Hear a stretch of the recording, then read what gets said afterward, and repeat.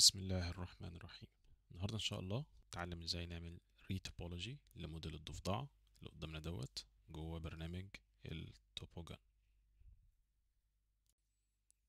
أوكي، أول حاجة هنعملها هنروح لفايل، بعد كده نعمل لود ريفرنس مش ونختار المكان اللي فيه المش بتاعنا أو الأوبجكت.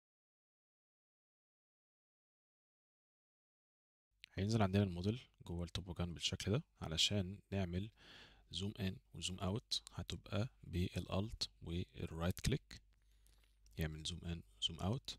وعندنا الالت والليفت كليك هيعمل روتيت حوالين الموديل بالشكل ده. وعندنا كمان الالت والميدل ماوس هيعمل بان للسين بتاعنا بالشكل اللي قدامنا ده.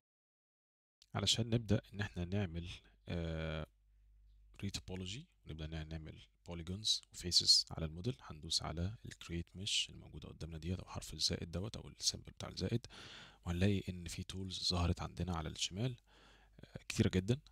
هنحاول احنا نشرحها بالتفصيل واحنا ماشيين ان شاء الله. هشرح بس مبدئيا ازاي ان انا عايز اعمل الايدج فلو بتاعتي للمش. هنيجي مثلا على جزء زي بتاع العين دوت، احنا هنعمل حواليه لوبس بالشكل ده كده. اوكي، تبقى ماشية بالطريقة دي حوالين الفم، تبقى لوبس ماشية بالشكل ده. وناخد في اعتبارنا ان اي لوب او اي ايدج هعمله هنا لازم يكون في مقابل ليه تحت بالمنظر ده كده. طبعا هاخد دول اكملهم معايا،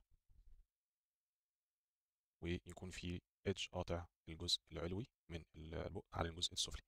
بعدين هعمل ايدج لوب حوالين الدراعات والرجول، وهاخد الايدج الفلو بتاعي يبقى ماشي بالشكل ده. بعدين هيتفرع للصوابع بالشكل ده كده، وهنا نفس القصة. بعدين هيتفرع للصوابع بالشكل ده. اوكي، وطبعا الايدج هنا هيبقى الفلو بتاعها هيبقى ماشي كده، وفي نفس الوقت هيبقى ماشي بالشكل ده كده. انا عشان اكريت اول حاجه بوينتس على الموديل بدوس رايت كليك وابدا ان انا اعمل بالشكل ده كده، وادوس رايت كليك كمان مره عشان اخرج اروح للسلكت او الايديت. تمام، وفي عندي الكريت دي اللي هي بالرايت كليك، ولو رايت كليك كمان مره بروح على الايديت. طبعا هو هنا بيعمل البوينتس بناء على السيرفيس، بيعملها سناب على السيرفيس ملاصقه للسطح، فبتبقى بالمنظر ده كده. طيب خلينا نعمل كنترول زد ونشوف ازاي نقدر ان احنا نعمل فيسز. لو مثلا جيت من رايت كليك دوست 1 2 3 4 واجي اعمل كده بالشكل ده كده، ادوس رايت كليك كمان مره علشان ابريدج او الحم البوينتس دي. باجي من البريدج تول دي، لو وقفنا عليها كده اسمها بريدج، والاختصار بتاعها بيبقى شيفت بي، يعني حاول نحفظ الاختصارات لان هي بتوفر وقت كتير. حاجه ادوس كليك بالشكل ده كده، ادوس هنا كليك. انا بس بقف كده بالماوس وهو بيقول لي انت عايز تلحم التو بوينتس دول مع بعض باللون الاحمر كده، وبعد كده ادوس كليك هيلحموا. دي طريقه. الطريقه الثانيه ان انا هقف هنا هدوس كليك واسحب وانا دايس هيعمل بالشكل ده كده. تمام، دي اول طريقه ان احنا نكريت بيها البوينتس بالشكل ده. في طريقه ثانيه ان انا لو دوست رايت كليك ودوست كده كليك 2 3 4 خلاص، ودوست رايت كليك عشان اخرج اروح للإيديت، ودوست كمان رايت كليك، وقبل ما اعمل اي بوينتس هدوس هنا حاجه اسمها ميك فيسز. هاجي من هنا كده هتلاقيه هو بيسحب خط ابيض بالشكل ده كده معايا، بيتنبأ هو ان انا عايز اوصل البوينت اللي انا عاملها بانهي بوينت اوريدي موجوده. فانا لو دوست كده كليك هيعمل الكونكشن ده اوريدي، وبعد كده يعمل كده كده كده بالشكل ده كده. فدي تاني طريقه ان احنا نعمل بيها ايه الفيسز بتاعتنا بالشكل ده. تمام، خلينا ندلت دول. في عندنا كمان حاجه اسمها لو وقفنا كده عليها بالماوس اسمها الباتش. خلاص، الباتش دي لو جيت مثلا عملت كده بالشكل ده، هو بيعمل لي هنا دي 1 2 3 4 5 6 7. تمام، والمفروض هم هنا رقمهم 6. فلو جيت عملت كده عملت كده عملت كده، هيبدأ ان هو يكريت شبكة او جريد بالشكل ده. عشان اكسبت العملية دي بقول له انا عايز اكريت الجيومتري، فهيعمل لي كريت بالمنظر ده. تمام، ديت طريقة. نقول له كلير اول. السيركل ديت مهمة، يعني مثلا لو جيت عايزين الديفيجن بتاعتنا مثلا 8 والجيو ستيبس نسيبها زي ما هي 3، ولو دوست كده هيبدأ ان هو يعمل لي شكل بالمنظر ده كده. لو دوست خلينا نعمل كده، لو دوست انتر هيبدا ان هو يعمل لي الشكل ده بالمنظر ده كده. فدي بتبقى حلوه شويه، ان انا لو عايز اعمل حاجه مثلا زي التجويف بتاع المناخير مثلا او حاجه شبه كده، فممكن نستخدم القصه دي. تمام. السلايس او النايف او الكات ديت والسلايس دول بنستخدمهم قدام شويه لما نبدا نعمل حاجه. طيب تعالى نبدا ان احنا نعمل الريتوبولوجي بنفس الطريقه اللي عملنا بيها زي ما قلنا ان البق او الجزء بتاع الماوث دوت كل ايدج فوق يبقى ليه ايدج تحت. نفس الكلام هيبقى للعين. انا هحاول ان انا اقسم العين بالمنظر ده كده، وهبدا اعمل بوينتس 1 2 3 4 وليكن مثلا يعني 5. طبعا هزود العدد شويه، نعمل 1 2 3 4 5 بحيث ان كل بوينت من دول يبقى ليها مقابل ليها تحت. ليه كده؟ علشان لما اجي اعمل ريج او يجي الشخص اللي بيعمل ريج لما يجي يقفل الجفن ده مع الجفن ده تبقى البوينتس دي ملامسه للبوينتس اللي تحتيها فيطبقوا على بعض مظبوط، يبقى الانيميشن شكله كويس يعني. طيب نبدا نعمل البوينتس. هاجي هنا هدوس رايت كليك وابدا اعمل. طبعا هشيل الميك فيسز، وممكن بدل ما اروح للمنيو دي لو دوست سبيس ورحت بالماوس كده هوفر كده عليها اقف كده من بعيد كده دوس كليك هيشيل الميك فيسز دي كده مثلا. تمام. وبعدين رايت كليك ونبدا ان احنا نحرك البوينتس ديت شويه كده. يعني احاول امشي مسافات متساويه بحيث ان التوبولوجي تطلع مظبوطه حاجه بالمنظر ده كده. اوكي، جميل جدا. هنبدا ان احنا نحسب بقى كل ايدج من دول المقابل ليه يبقى شكله عامل ازاي. لو جينا كده ونبدا، طبعا انا لو دوست هنا كده كليك هيفصل البوينت دي عن البوينت دي وهرجع تاني الحمها. فانا عشان اتفادى النقطه دي هدوس رايت كليك واروح رايح دايس على البوينت دي كليك، بعد كده ادوس هنا كليك كده. طيب العدد طبعا اللي هنا يعني اللي بصينا دي مع دي ودي مع دي اوكي، لكن توزيعتهم مش مظبوط، فانا محتاج ان انا اشد دي هنا كده. طبعا وانا بلف بيلف بعيد قوي عن البوينتس دي، محتاج ان انا ادوس اف على الكيبورد علشان يعمل فريم واقدر انا روتيت حوالين البوينتس دي مظبوط. نعمل الايدج اللي بعديها. الايدج اللي بعديها احنا ممكن نعمله بطريقه حلوه. ولو وقفت على الايدج ده، طبعا انا مش قادر اسلكت الايدج ده. ليه؟ لان انا هنا لو بصيت على المنيو دي السلكت عامل الفيرتيسز بس مش عامل الايدجز، فانا هختار الايدجز بحيث ان اقدر اسلكت الايدجز. لو وقفت على الايدج، لو وقفت هنا كده في النص لما تلاقي مكتوب كلمه حرف الار، لو رحت على الطرف بتاع الايدج هلاقي مكتوب ال. طيب ايه الفرق؟ الار ديت اللي هي الرينج، اللي هي لو في بوينتس لو في فيسز كده فالرينج ديت هتبقى الاتجاه ده، لكن اللوب هيبقى الاتجاه ده او ده. تمام. فانا هاجي هنا على الطرف هنا كده ادوس دبل كليك هيختار اللوب دي كلها. لو دوست شيفت اي او رحنا على اللي هي اسمها الاكسترود هيعمل اكسترود للفيسز دي كلها على بعضها مره واحده، بدل ما انا اقعد ابوينت احط بوينت بوينت بوينت. تمام. فانا هاجي من الخط الاخضر ده او اللاين الاخضر ده وادوس كليك واسحب بالشكل ده كده. تمام. طبعا هي بتبقى الى حد ما بايظه شويه، فانا محتاج ان انا اظبطها. لو عملت ده سيلكت وجيت بالشيفت اي دوست كده كليك هيبدا ان هو يظبط النورمالز لان هم كانوا مقلوبين. نسحب دي هنا كده.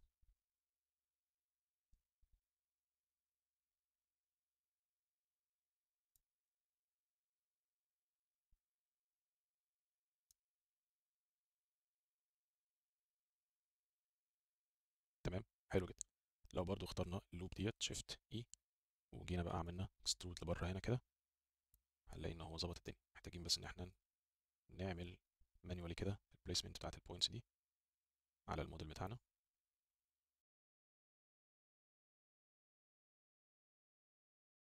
وبس هنحط هنا ايدج بالشكل ده خلاص، ونبدا ان احنا جوه الزي برش واحنا بنسكالبت والهاي ونعمل هاي والكلام دوت نبدا ايه نظبط القصص دي كلها او نخلي الدنيا بسيطه شويه هنا جوه التوبوجان. تمام. طيب نيجي للبق.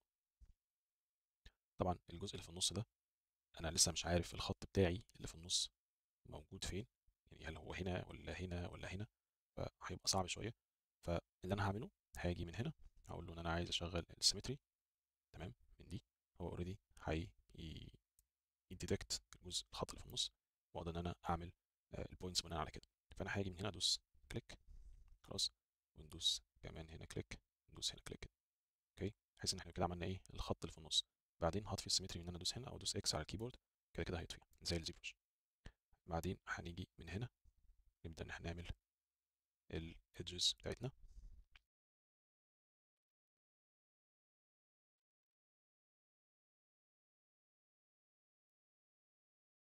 طبعا هو الماوث المفروض يبقى مفتوح، انا مش محتاج ان هنا تبقى بوينت واحده فهشيلها، اشيل ده كمان. لو عايز احرك اي بوينت في النص فانا هدوس اكس وابدا احرك البوينت بحيث انه يبقى مكانها مظبوط.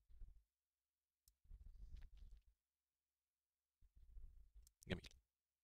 هاجي من هنا اقول له شيفت بي، يعمل كده كليك كليك كليك بالشكل ده. بعدين اختار الرينج، نعمل كونكت ايدجز، ممكن نعمل كمان يكونوا بالشكل ده. بعدين هنيجي بال create وهدوس سبيس ميك فيسز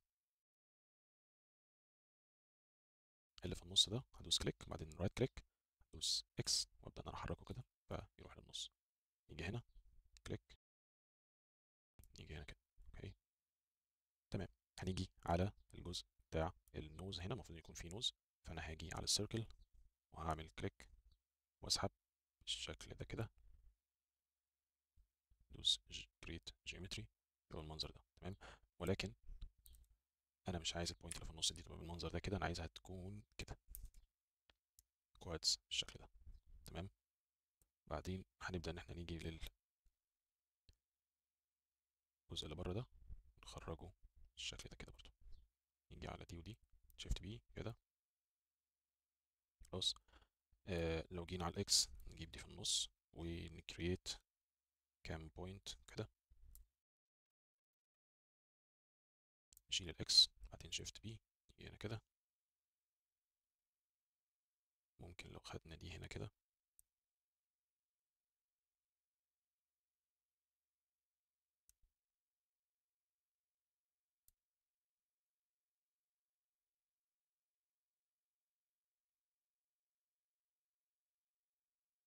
اوكي. هنبدأ ان احنا ناخد الايدج دي نمشيها كده خلاص، وهتيجي في نقطة الايدجز هتمشي معانا كده. اوكي، اللي هيعمل التحول ده هيبقى فيه هنا بوينت ليها ايدج جاي كده، ايدج جاي كده وجاي كده وجاي كده، واي ثينك جاي كده اللي هي بتبقى اللي هي الخماسية يعني تمام. فهنشوف دلوقتي. طيب عشان احل المعضلة دي لعقلي انا هحاول اقفل مناطق معينة وبعدين ابدأ ان انا اجمع الجزء اللي في النص. فخلينا مثلا نقفل، المفروض ان الجزء ده يبقى جاي كده والجزء ده يبقى رايح كده. اوكي، والخط ده جاي كده تمام.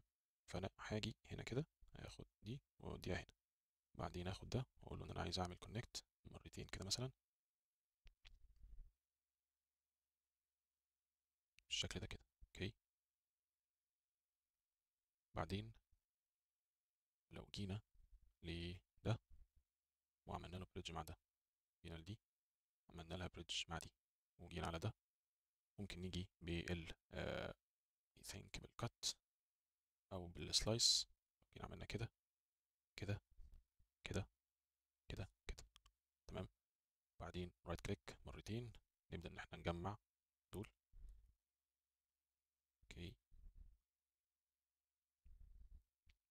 تبدأ بقى ايه المشاكل تبان. نيجي على دي اقول له انا عايز اعمل كولابس، نعمل كولابس لدول بالشكل ده كده تمام. وديت لو شلناها تبقى بالمنظر ده. بعدين نيجي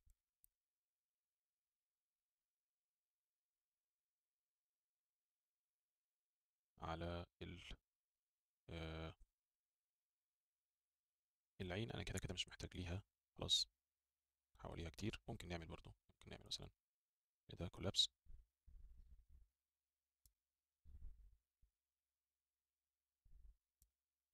ونشد ده كده، ونيجي على ده اقول له اعمل لي نكت كده خلاص. لو جينا على ده شلناه مش عايزينه، وهاجي بالبرش اعمل سموث، وممكن بالبرش برضو اشد البوينتس اللي تحت كده، نعمل سموث لكل البوينتس دي. ممكن نزود السترينث شويه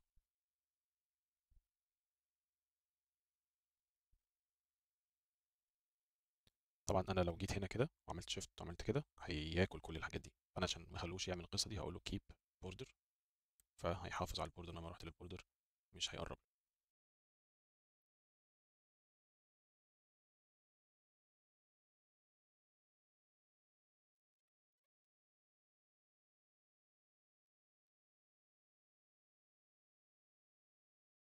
اللي انا عايز اعمله ان انا عايز اعمل ايدجز تبقى جايه ماشيه مع الموديل بالمنظر ده كده.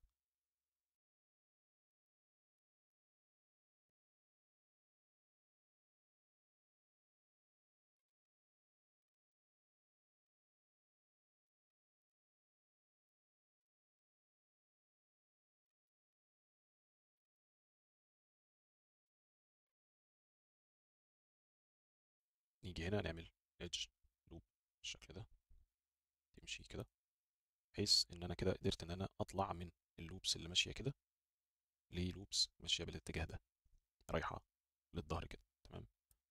طيب ناقصنا ان احنا نعمل حوالين الدراع ده آه لوب، رينج كده حواليه اقصد، بحيث ان احنا نقدر نعمل الدراع داير ما يدور كده.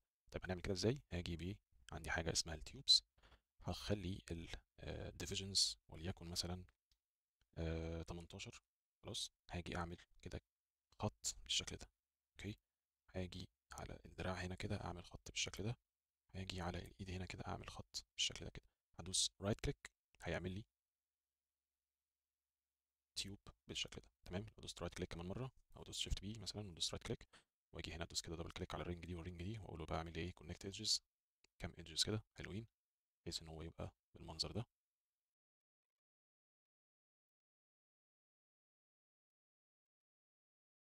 وان انا عايز احله هنا ان انا عايز الايدج بتاعه البوق دي ما تبقاش رايحه كده، تبقى رايحه بس ايه من تبقى رايحه بالشكل ده، ودي تبقى رايحه بالشكل ده كده. لكن حاليا هي نازله كده وطالعه كده. خلاص ده مش صح. فهندلت دي وهندلت دي، وهنيجي من هنا هاخد ده كده دي كده، واخد من هنا دي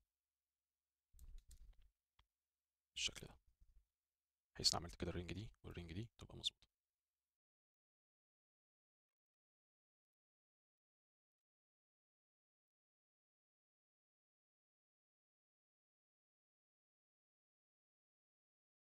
تمام.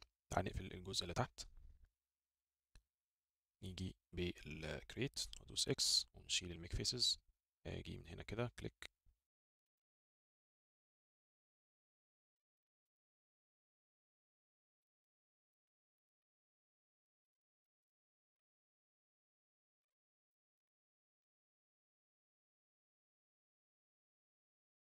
اللي انا بحاول اعمله ان انا ما افكرش في هنا، يعني انا بحاول احل البوردرز دي، اقربها اقفلها ابنيها واحده واحده، وفي النهايه هتقودنا للمشكله اللي في النص دي ونلاقي لها حل. ما احاولش ابدا من النص يعني. طبعا ديت لو مشيتها خط كده كده هتيجي في الحته دي وتوسع قوي، يبقى فيها لو بولي، فانا مش عايز كده، فانا هاجي ازق ديت لبره.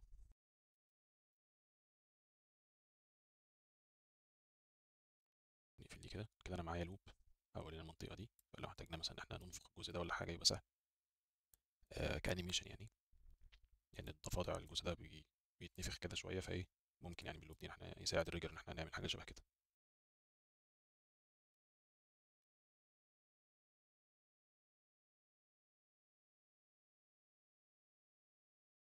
طيب علشان اقدر اشوف انا هقدر احل الحته دي ولا لا، بختارها كده واجي ابص تحت هنا هلاقي ان الادجز 8. خلاص. فده معناه ان العدد زوجي اقدر ان انا اقفله يعني. تمام.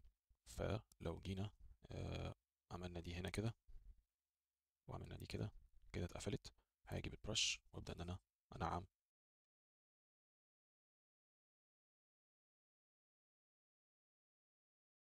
طيب الادج فلو هنا دي تمام دي تمام دي مش تمام، فاي ثينك ان احنا ممكن نظبطها اكتر، ان احنا نخلي الادج فلو بتاعنا كله ماشي بالشكل ده كده.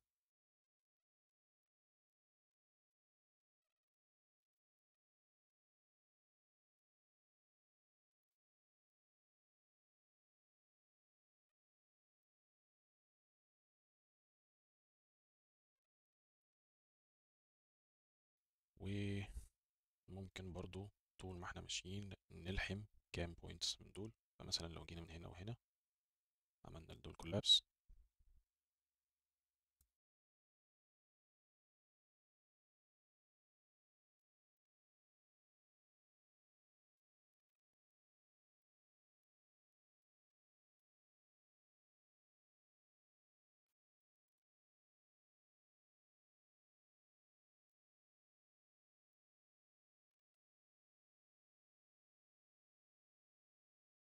I don't think ان احنا محتاجين الإيدج دي تلف كده، احنا محتاجين ان هي تمشي بالشكل ده. فخلينا ندلت دول.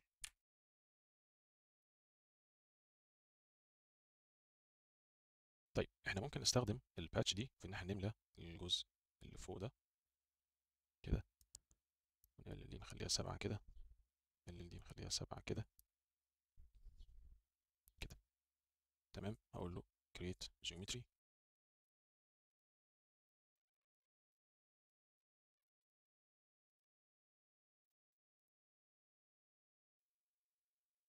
نيجي على الرجل دي نعمل كده، نيجي هنا نعمل كده،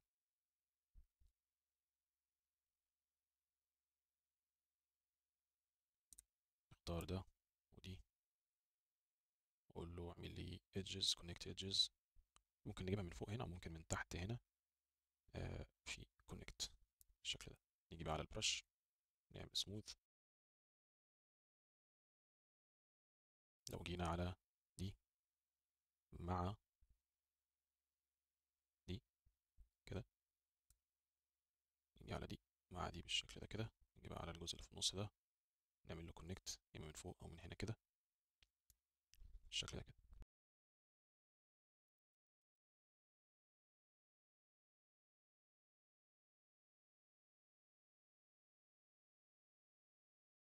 طيب الإيدج ده هو ماشي حوالين البق كده، وده ماشي من تحت، فده ممكن نخليه بدل ما يمشي لتحت بالشكل ده يروح كده للظهر كده. تمام.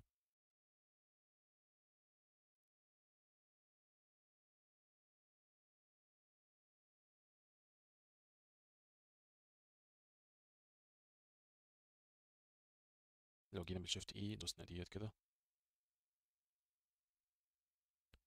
خرجناها بالشكل ده، شيفت بي،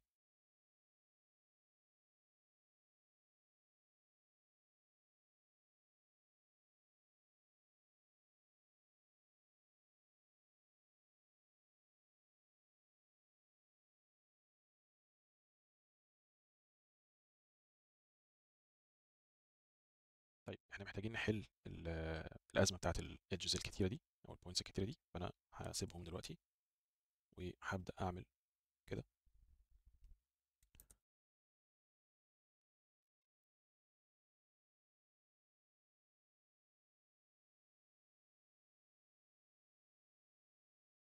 طيب احنا هنا معانا دي واحد اتنين، فالمفروض ان احنا آه يروحوا كده. تمام. ودي ممكن تروح كده. السايد بقى هنا في مثلث، فاحنا ممكن نزود بوينت هنا كده بحيث ان هي تروح بالشكل ده كده. اوكي. او ان احنا نوصل دول. هنا محتاجين ايدج، فهنمشي مع دول، دي مع دي، ودي تمشي مع ده.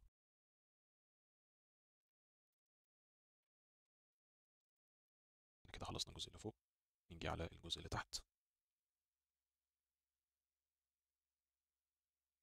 اوكي. طيب اللي انا متاكد منه هو دول ودول، طبعا دول هيقلوا طول ما احنا ماشيين كده، فاحنا ايه ممكن نمشيهم بالشكل ده.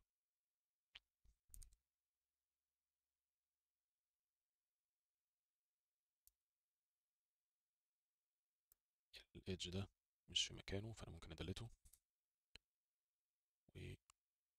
وممكن هشيل الميك فيسز، نعمل كده edges light.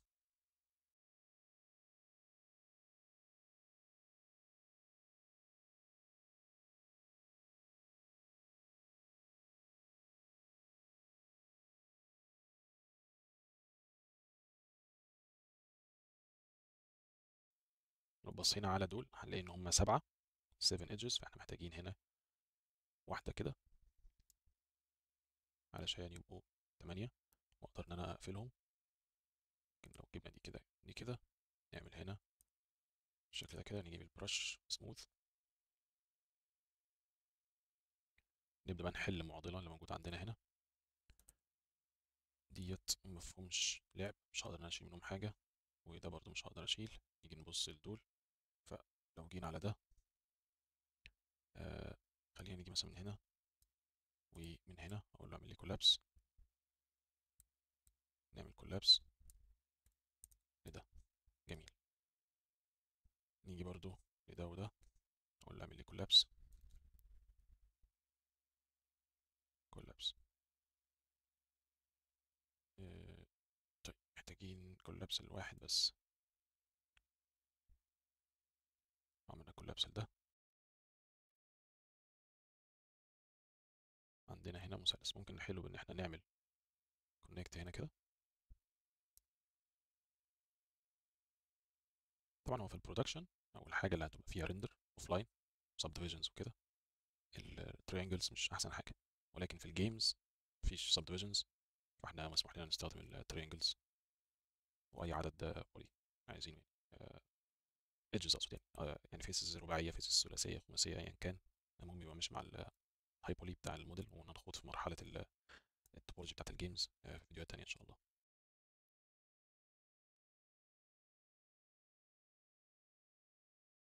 هنصلح الجزء ده ان شاء الله. بس نيجي على الصوابع. طبعا هي الموضوع هنا سهل لان هي كلها تيوبس، فهنيجي بالتيوب وهنقلل كاونت، هنخليه 10. يجي هنا كده نقول له اعمل لي تيوب هنا،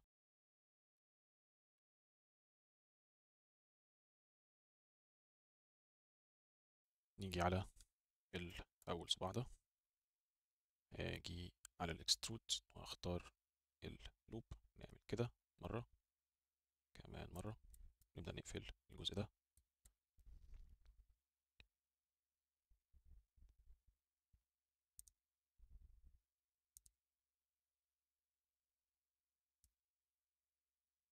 بالشكل ده.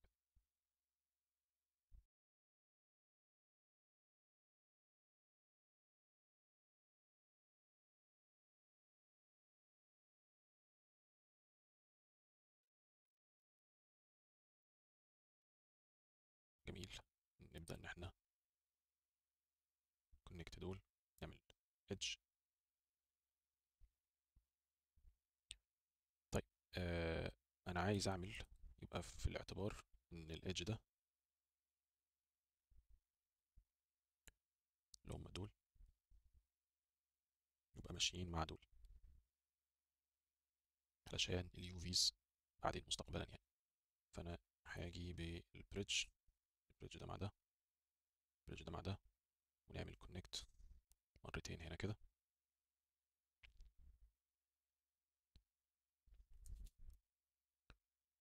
نفس الكلام هنا.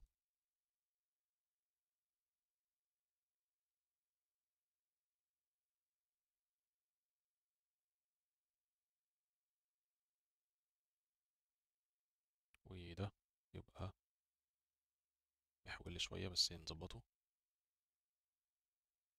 او ممكن ان احنا عادي جدا ناخد دي البوينت دي مع البوينت دي، اقول له بريدج، البوينت دي مع البوينت دي، واقول له بريدج. بس هلاحظ ان دي مش مظبوطة، فانا هدلت دول كده، واجي نعمل كده. فكده احنا ايه، حلينا المعضلة.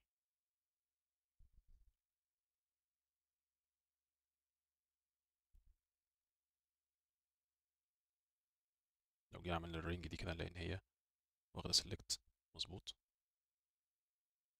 ونعمل بريدج ده مع ده، نيجي على ده نعمل له كونكت مرتين كده،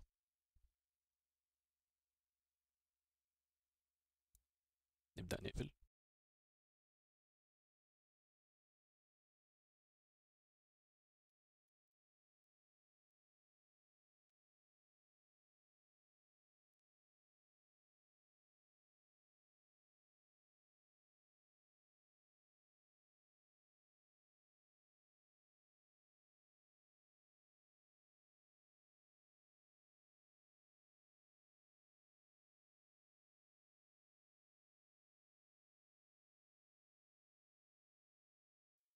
طيب نبص على ديت 15. هيبقى قفلها صعب شوية، لكن نمشيها واحدة واحدة كده.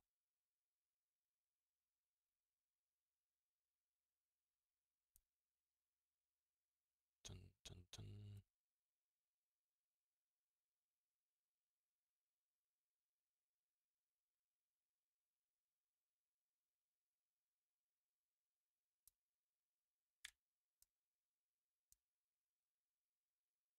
كده بقت 14، فهيبقى قفلها سهل إن شاء الله.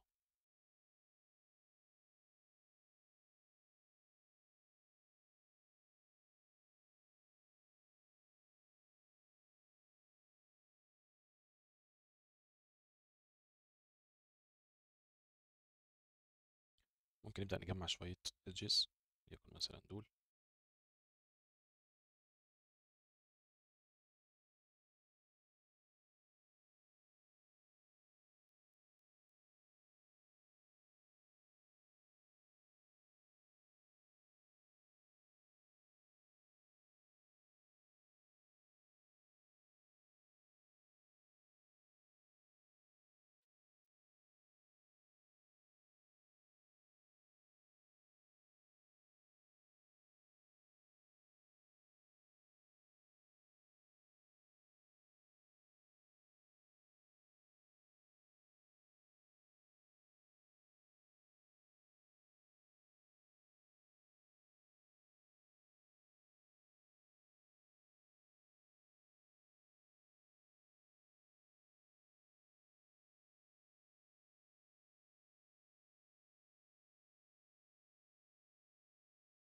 طبعا لما بعمل سلايس هنا فبيعمل في الظهر، فممكن لو عملنا الديب سلايس دي وعملنا كده مش هيعمل في الظهر.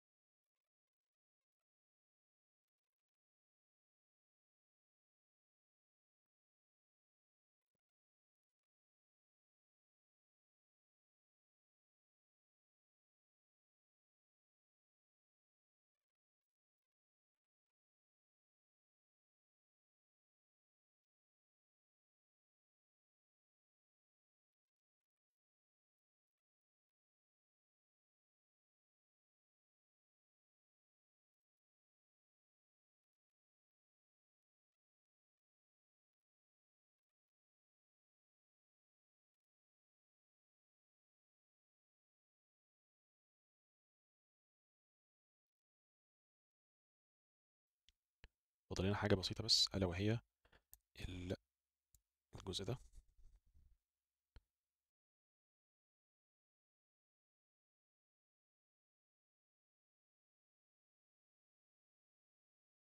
هنيجي هنا كده، والني ديت هنعمل بوليجون بالشكل ده. خلاص، هي الفكرة كلها إن الجزء ده بيتمدد كده كده، وده بينضغط كده كده. فاحنا عايزين هنا بوليجونز زيادة شوية عن هنا، فهنبدأ إن احنا نعمل خط هنا كده. تمام، ونبدأ إن احنا نطلع edges أكتر، ويبقوا هنا مثلا edge واحد طالع على 3 كده هنا، بحيث إن هو إيه، سهل إن هو يبند ويروتيت زي ما هو عايز.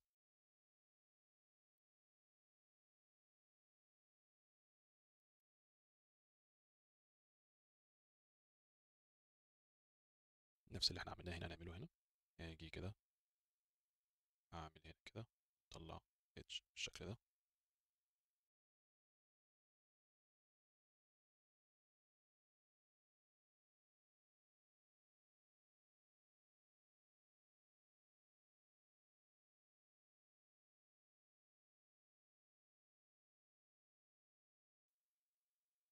ممكن نعمل نفس القصة ديت هنا، اقول له delete ده كده، ودول delete الedges بالشكل ده.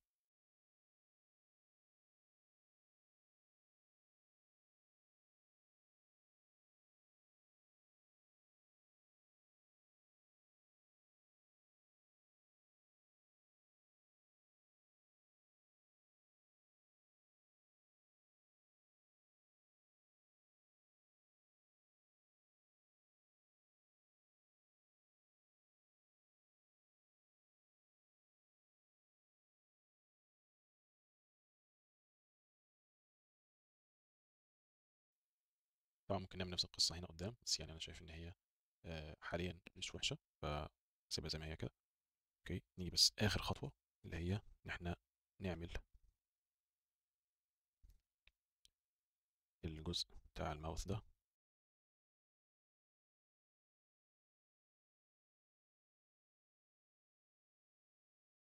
كده. نبقى خلصنا النص بتاع الضفدعة. وهنيجي نعمل من فايل هنا، طبعا سيف حاجة كان من فايل، هقول اكسبورت مش، وهنكتب هنا فروج مثلا هاف. هاجي اعمل append لسفير مثلا او اي شكل، وبعدين هروح اقول له import. هنروح على المش، اقول له فروج هاف، هيجيب لي الموديل بتاعنا بالشكل ده. طبعا عشان احنا مظبطين الايدجز بتاعتنا في النص بالظبط، ف جايه مظبوطه. ممكن في اللاينز ديت مش مظبوطه قوي، لكن سهل تظبط. طيب هنعمل الميرور ازاي؟ هاجي من deformation، هقول له mirror، بعدين هروح على geometry modify topology mirror and weld بالشكل ده. تمام، هنفكس الجزء ده بان انا هاجي على الزي موديلر، اشيل الدبل، اختار من هنا كده، هقف في سبيس، اقول له stitch to midpoint، واحد كليك، كليك الثانيه. لو دوست دي على الكيبورد عشان اقدر اشوف الحاجات البايظه، هنلاقي دي برضو هنا كده، كليك كليك بالشكل ده، كليك كليك كليك كليك. هدوس دي، اشيل الواير فريم، اتاكد ان مفيش اي حفر او اي هولز، كله مية مية. تمام بالشكل ده كده. هاجي على اقف على الادج، سبيس اكسترود perpendicular انجل، ونعمل كده، ندوس الت مره، نعملها لجوه بالشكل ده. نيجي على الادج ده نعمله بيفل بسيط، هنا بيفل بسيط، وهنا هنيجي نعمل ادج هنا كده. تمام، دوس كنترول دبليو عشان يعمل البولي جروب كل واحد. طبعا هو الماوث المفروض ان هو يبقى فيه ماوث جوه وكده، ولكن ممكن نخليها في فيديو تاني يعني. كده احنا عملنا ريتوبولوجي للموديل كامل جوه التوم جان، وعملنا له ميرور جوه الزي برش بالشكل ده كده. لو عجبكم الفيديو طبعا ما تنسوش اللايك والشير، وقولوا لنا لو في اي حاجه تانية واقفه معاكم، او في اي توبكس محتاجين ان احنا نناقشها، اكتبوها لي في الكومنتس، ونشوفكم ان شاء الله في فيديو تاني. السلام عليكم.